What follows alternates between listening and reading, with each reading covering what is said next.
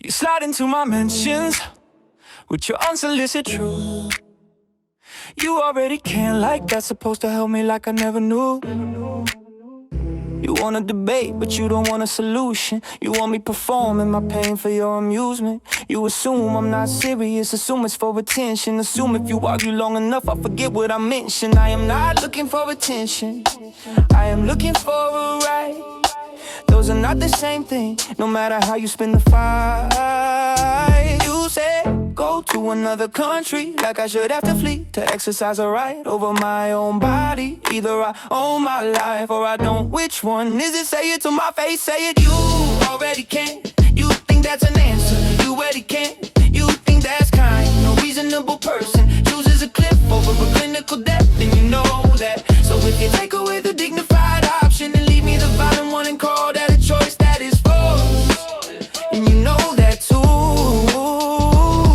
You can rob a man at gunpoint, telling me he had a choice. He could've taken a bullet, does that make it not forced? The gun doesn't disappear because an alternative existed. The coercion doesn't vanish because you can point at the cliff and say, technically no reasonable person accept that logic in any other context. But the moment I raise it, suddenly everyone's a philosopher. Suddenly everyone has opinions about a life they don't own, about a body that isn't theirs, about a decision that was never up for debate. You say go to another country, like I should have to flee to exercise a right over my own body. Either I own my life or I don't. Which one is it? Say it to my face, say it. You already can.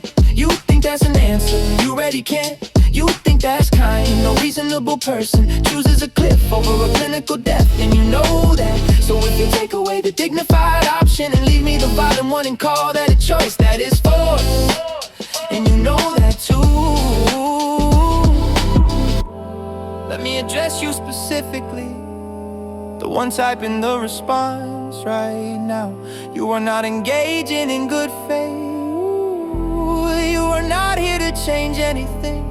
You showed up to perform concern, to feel like you did something while doing nothing. You don't support my right. Fine, say that, own it, but don't hide behind. You already can, like it's an argument, like it's compassionate. Like pointing at a cliff is the same thing as supporting my dignity. If I own my life, you have no opinion, you have no standing, you have no seat at this table. Your feelings about my death are not my responsibility. Your comfort is not my problem. You do not own me.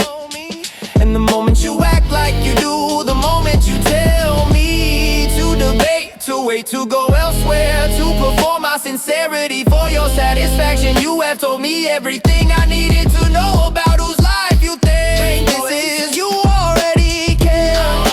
I already know. You already can. That's not the point.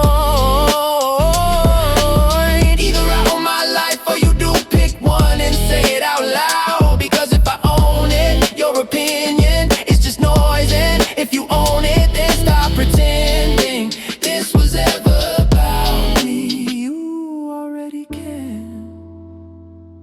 I know, I've always known. The question was never whether I could. The question was whether I deserve better than a cliff.